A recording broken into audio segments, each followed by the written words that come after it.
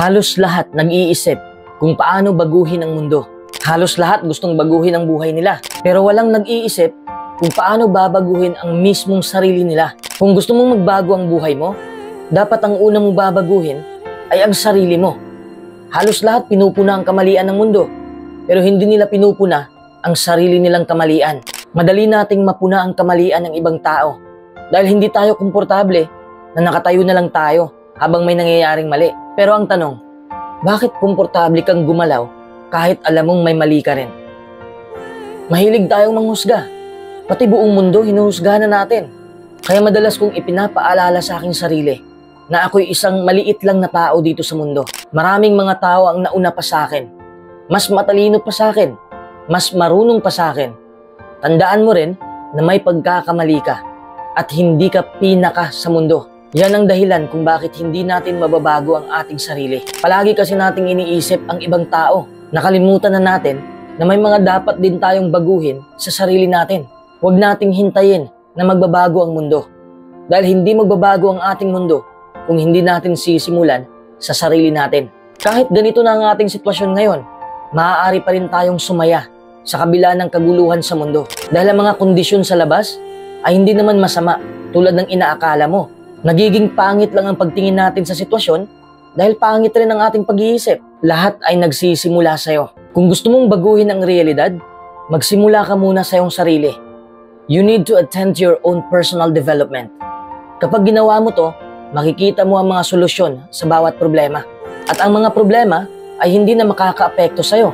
Kung mamuhay tayo ng maayos, kung may disiplina tayo sa ating sarili, magbabago rin ang ating mundo. Taasan mo ang iyong antas ng kamalayan. Ito ang nagustuhan kong quote na sinabi ni Mother Teresa. I alone cannot change the world, but I can cast a stone across the waters to create many ripples. Karamihan sa mga tao ay nagagalit sa mga pangyayaring hindi naman nila kontrolado. Naniniwala sila na kung makukontrol nila ang mga sitwasyong ito, magiging masaya na rin sila. Pero tanggapin mo ang katotohanan na lahat ng sitwasyon na ibabato sa'yo ay hindi mo makukontrol. Kahit tatakbo ka, masusundan ka. Kahit magtatago ka, ay makikita ka. Ano ba ang makukontrol natin? Sarili lang natin. Ang reaksyon lang natin sa mga sitwasyon. Sa kakaisip mo na kontrolin ang mga bagay-bagay, mas lalo kang may stress. Kahit ano man ang gagawin mo, kahit magpakadiyos ka pa, hindi mo talaga hawak ang pangyayari. Mahirap bang tanggapin yan?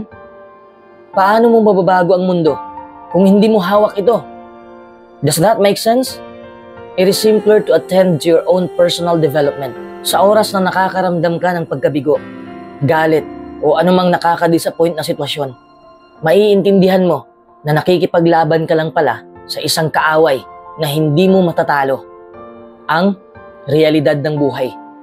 Huwag kang makipaglaban sa realidad. Ang gawin mo lang ay tanggapin mo ito. Walang saysayang pag-iisip kung paano mo mababago ang mundo. Dahil ang buhay ay palaging nagbabago. It is always changing. Life is unpredictable. Kaya kang paglaruan ng tadhana, pero hindi mo kayang maghigante dahil nga, hindi mo makukontrol ang mga pangyayari. Parang sumubo ka lang na paikutin ng maraming bola sa dalawa mong kamay. Imposible ang mangyari. Hindi ka makakasabay. At sa kalaunan, ay babagsak ang mga bola. Ganon din ang realidad ng buhay. Ibabagsak ka nito. Babatuhin ka nito. It makes sense to work on yourself so that outside conditions no longer affect you. Ito ang susi sa kaliwanagan. Itaas mo ang antas ng iyong kaisipan upang malampasan mo ang mga problema ng may mas mataas na kamalayan. Hindi natin malulutas ang mga problema sa pamamagitan ng paggamit ng parehong uri ng pag-iisip na ginamit natin noong nilikha natin ito. Naiintindihan mo ba? Halimbawa, may mga kaibigan kang punong-puno ng pagrereklamo sa sitwasyon.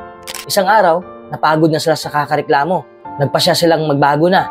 Sa loob ng ilang buwan, hindi na sila nagrereklamo at bukas na sila sa pagyakap ng realidad sa halip na mabahiran ang buhay ng kanilang mga problema. Siyempre, nabubuo na ang pag-ibig, kapayapaan, at kagalakan. Ano kaya sa tingin mo ang mangyayari sa mundo kung lahat tayo ay ganito? Kaya't mag-ingat ka sa mga kinakasama mong kaibigan. Kung puro toxic na lang ibinubuga nila, magiging isa ka din sa kanila. Kung ikaw rin ang toxic, makakahawa ka rin sa iba. Lahat ng ipinapakita nating ugali ay makaka-impluwensya sa iba. Gamitin natin ang positibong lakas natin upang maipasa din natin sa mundo ang positibong enerhiya. Hindi ito madali. Hindi madaling baguhin ang sarili. Hindi mo ito magagawa sa isang tulog lang. Gayunpaman, ang pagsasagawa ng personal na pag-unlad ay hindi lamang makakatulong sa'yo, ngunit makaka-impluwensya din ito sa mga taong nasa paligid mo. Baguhin mo ang mundo, hindi sa pamamagitan ng pagturo kung ano ang mali dito, ngunit sa pamamagitan ng pagsusuri mo sa iyong mga kamalian at ituwid mo ito. Trabahuhin mo muna ang sarili mo. Minsan kasi ang problemang nakikita mo ay refleksyon lang din ng mga problemang nakikita mo sa iyong sarili. Hindi mo kailangang baguhin ang mundo. Baguhin mo lang ang iyong reaksyon sa sitwasyon. Sabi nga ni Captain Jack Sparrow, "The problem is not the problem. The problem is your attitude about the problem." Alam mo, narito ka para hindi baguhin ang mundo. Narito ka upang paganahin ang mundo. Magkaiba yon. Mundong puno ng pag-asa, positibong pananaw, at tagumpay. Narito ka upang pagyamanin ang mundo. Change must first take place from within. Aaminin ko, nahihirapan din ako noon sa pagmamaneho sa sarili ko. Palagi na lang akong nakapokus sa problema ng mundo. Dahil kinukontrol ako ng aking isipan. Lalong-lalo na palaging may mga balitang nakakatakot. Pinapakain tayo palagi ng negatibong pangyayari sa mundo. Kahit hindi ako nagpapayo ng ganito noon, dahil mismo sa sarili ko ay hindi ko magawa. Ngayon lang ako nagpapagising ng bawat tao dahil nakukontrol ko ng aking buhay. Hindi ibig sabihin na kontrolado ko ng aking sarili ay hindi na ako malulungkot. Matatamaan pa rin ako ng matinding pagsubok. Dahil tao lang din ako katulad mo. Pero natutunan ko na kung ano yung pinupokus ko, babalot yun sa akin. Kaya't ang payo ko sa'yo ay malinaw at simple. Pansinin mo kapag itinuturo mo ang mga pagkakamali sa mundo. Agad mong isipin na wala kang kontrol sa mga yon. Pagalingin mo muna ang iyong sarili upang mas madali mong matanggap na ang problema mo ay natural lamang. Bahagi ito ng ating realidad. Walang problema sa ating mundo. Tayo lang ang may problema. Sa totoo lang, hindi tayo kailangan ng mundo. Tayo ang nangangailangan ng mundo. Palagi mo yang tandaan at sigurado akong maging masaya ka. Sa paglaon, ang mga problema na dating tumutupok sa'yo ay hindi na makakaapekto sa'yo dahil natutunan mo na ang takbo ng realidad.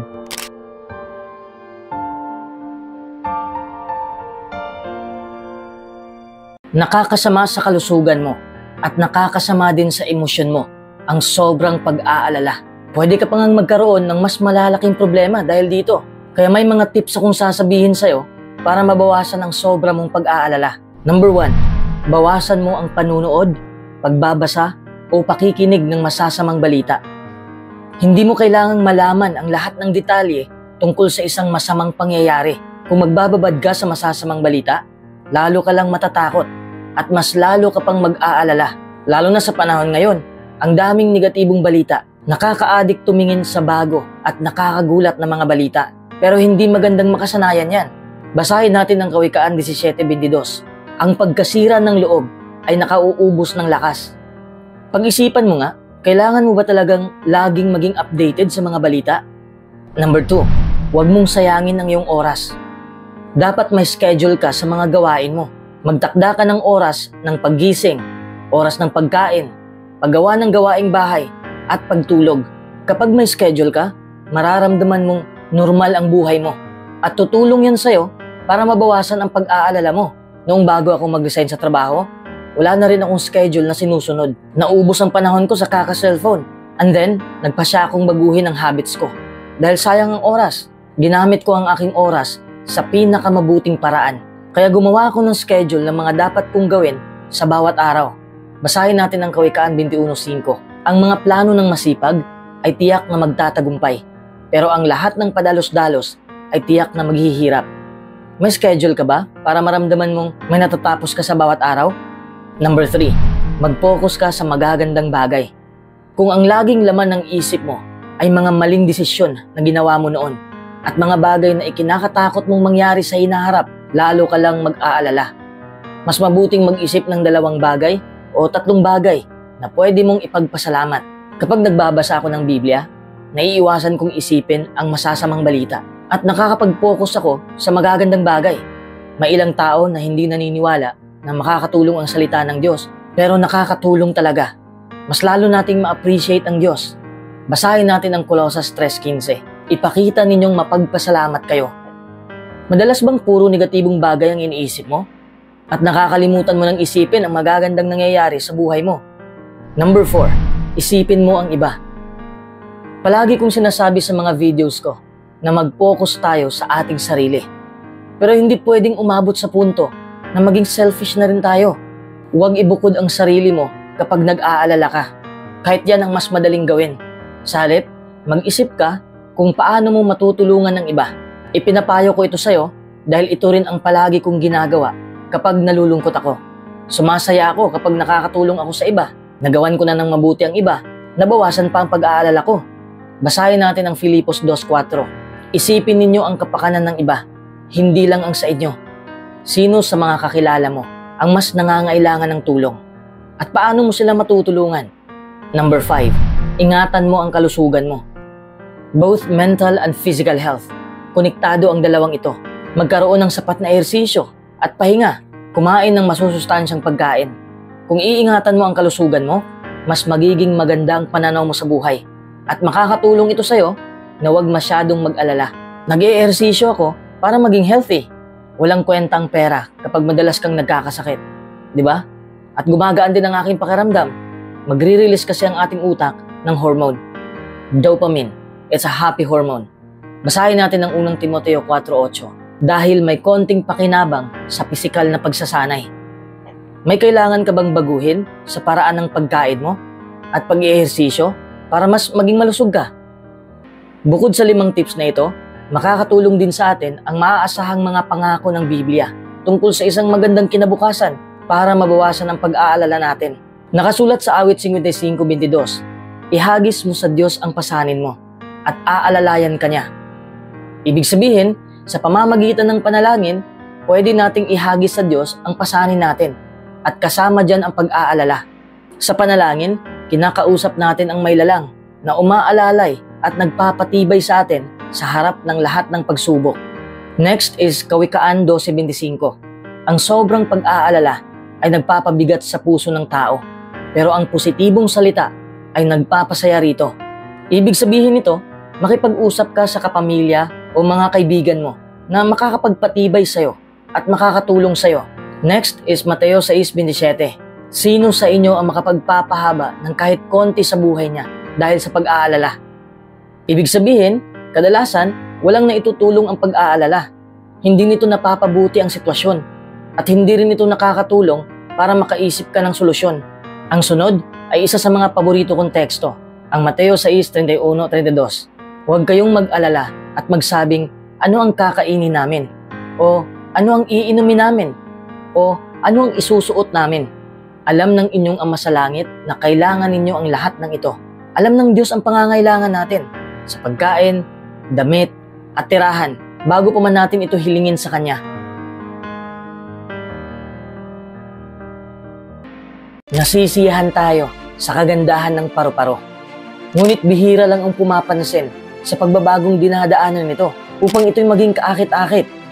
Ang mga magagandang nilalang na ito ay talagang mapagkukunan natin ng aral. Number 1, matutunan natin ang pagtitiis.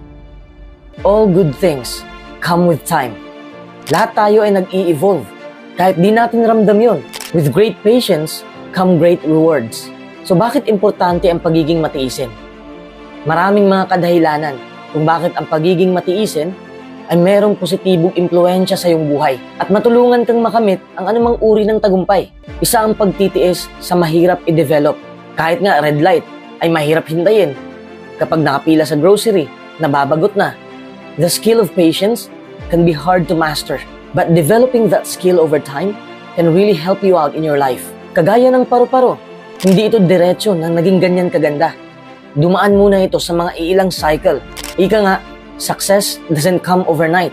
Kaya dapat ay maging matyaga ka rin at magpatuloy sa paglalakbay patungo sa pagkamit ng iyong mga layunin. Siguradong maganda ang kinalalabasan nito sa iyong buhay. Kung umaasa ka lang na sana'y madali mo lang makakamit ang mga bagay na gusto mo, masasaktan ka lang ng gusto kung mabibigo ka. Maraming pagsubok ang pagdadaanan mo. Dahil alam mo, lahat ng pinapangarap natin ay hindi libre. Kailangan tayong humarap sa matinding pagsubok. Minsan matatagalan tayo sa pagkuha nito. Yung iba nga ay mananapak pa ng ibang tao para umangat ang karir nila. Having impatience can lead you down a road of disappointment and you will eventually give up on achieving that goal. Baguhin mo ang iyong mindset. Makakamit mo rin ang pangarap mo, ngunit kailangan mong magtiis muna. Isa pang importante sa pagkakaroon ng mahabang pasensya ay nagdadala ito ng kapayapaan sa buhay. Kapag wala kang pasensya, hindi lamang ito nagdudulot ng kapahamakan sa iyong buhay, ngunit ito'y makakapagpa-stress pa sa iyo. At ang stress ay masama sa iyong kalusugan. Number 2, matutunan nating tanggapin ang pagbabago. Tanggapin mo man o hindi, lahat ng bagay o tao ay nagbabago. Life is a constant change. Be willing to be transformed. Kung hindi mo tatanggapin ang pagbabago, walang mangyayari sa buhay mo. Itapon mo na ang lumang ikaw upang makaharap mo ang bagong ikaw. Kagaya ng paru-paro, di ba? Bago ito naging paru-paro, nasa loob pa siya ng cocoon, naghihintay ng ilang araw, depende sa temperatura. Wala itong pakialam kung hanggang kailan ito mananatili doon. Kasi isa lang ang alam nito, magbabago rin ang lahat. Makikita rin ng mga tao ang kagandahan nito. Ang buhay ay isang serye ng natural at kusang pagbabago. Huwag mong labanan ang pagbabago. Kapag gagawin mo yan, malulungkot ka lang. Hayaan mo ang realidad na maging realidad. Hayaan mong natural lang na dumaloy ang mga bagay sa anumang paraan na gusto nito. Kahit alam naman natin na pabago-bago talaga ang sitwasyon, karamihan sa atin ay madalas na nag-struggle pa rin sa katotohanan ng pagbabago. Bakit mo kasi pinipigilan natin ang sitwasyon? Mas lalong lumala ang sitwasyon kung hindi mo ito gagawin, kung hindi mo ito pagaganahin. Alam natin na ang proseso ng pagbabago at kung saan ito hahantong ay hindi natin kontrolado. Even the big life changes we initiate often require a magnitude of surrender that we cannot anticipate. Kung hindi mo kayang baguhin ang isip mo, hindi mo rin kayang baguhin ang pangyayari sa paligid mo. Kung merong epektibong preparasyon para sa pagbabago, simulan mo ito sa iyong isipan.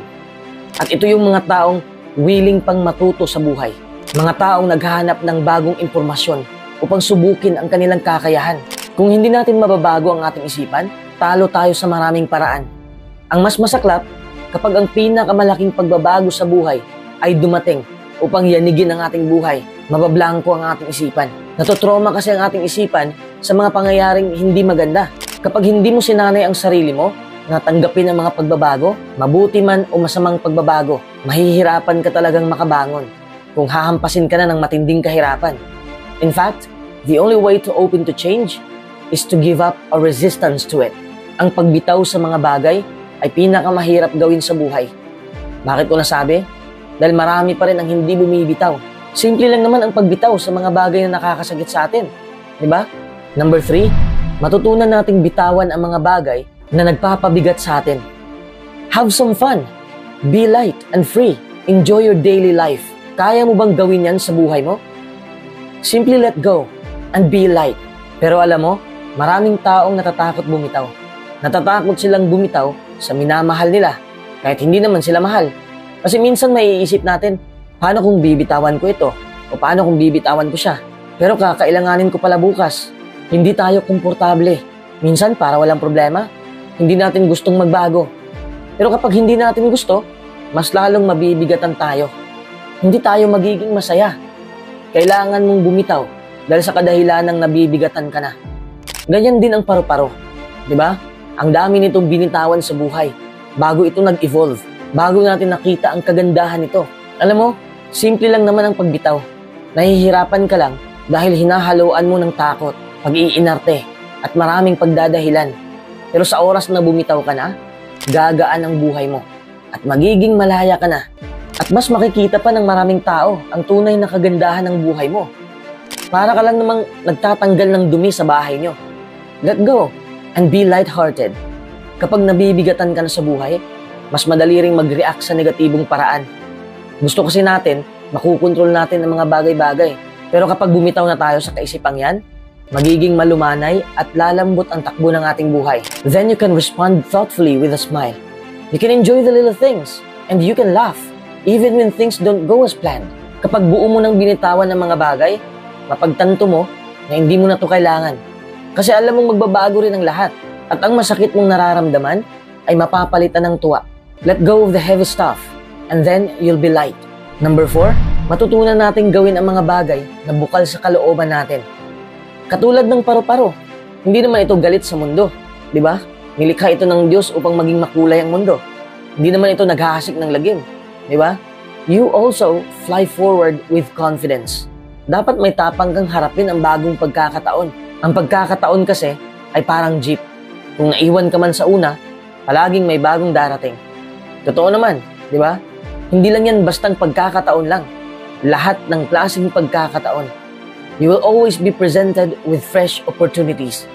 Pero ito lang ang sasabihin ko sa'yo, kahit anuman ang hinahabol mo sa buhay, kung palaging may bagong pagkakataon, palagi ring may bagong pagsubok. Katulad ng mundo natin, hindi lang palaging paru-paro ang ating nakikita. May mga langaw din. Mga langaw na kakain sa paru-paro. You need to develop a clear vision of what you want. Isipin mo na makakamit mo ang pangarap mo. Isipin mo na may pagkakataon ka pa. Hindi ito isang halimbawa lang. Talagang isipin mo ngayon. Kung gagawin mo yan, pinapaaktibo mo ang iyong isipan na kumilos.